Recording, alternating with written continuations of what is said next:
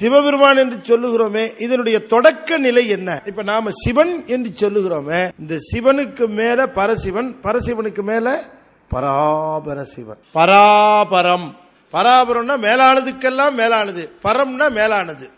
அதான் முதல்ல நிலைங்க. இந்த பராபரம்னு ஒரு நிலை இருக்கு பாருங்க. இந்த பராபரன் இறைவன் பகுக்கப்படாத நிலையில, அதுதான் அதனுடைய சொரூப நிலை. அந்த பராபரம்ங்கிற நிலையில அவரை விட்டு பிரியாத நிலையில இருக்குது ஒரு சக்தி. அதுக்கு பேரு பராபரை அப்படின்னு பேரு. அவருக்கு பேரு பராபரன். அந்த பிரிப்பற்ற நிலையில விளங்குகிற அந்த நிலையில சுவாமி ஆதியும் கிடையாது அந்தமும் கிடையாது என்று எதற்கு சொல்லப்பெறுகிறனா, அப்பொழுது அந்த நிலையிலே எந்த தொழிலும் இல்லை. ஒரு தொழில் இருக்குமானால் அதுக்கு துவக்கம் இருக்கும், நிறைவு இருக்கும், ஆதி இருக்கும், அந்தம் இருக்கும். எந்த தொழிலும் இல்லாத நிலையில, ஆதியும் இல்ல அந்தமும் இல்லாத நிலையில, தொழிலற்ற நிலையிலே இருக்கிறார்.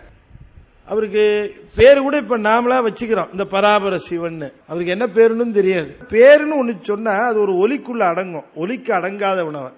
இந்த நிலையில, சொரூப நிலையில சுவாமி உயிர்கள் எல்லாம் துன்பப்படுகின்ற அந்த நிலையை காண்கின்றார். இந்த உயிர்கள் எல்லாம் அறிவுடை பொருள்களாக இருக்கின்றன. அறிவற்ற பொருள்கள் துன்பப்படுவதும் இல்லை, இன்பப்படுவதும் இல்லை. அறிவுடைய பொருள்களுக்கு மட்டுமே இன்ப துன்பம் உண்டு.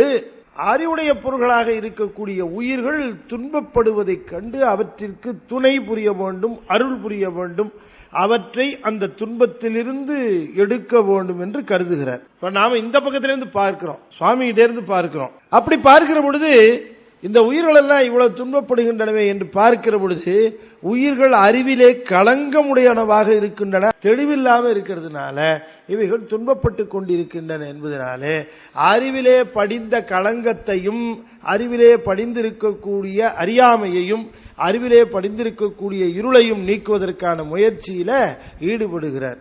இப்ப ஈடுபடுகிற பொழுது அவருக்கு ஒரு இச்சை வருகிறது. என்ன இச்சை? உயிர்களுக்கு துணை புரிய வேண்டும் என்கிற இச்சை வருகிறது.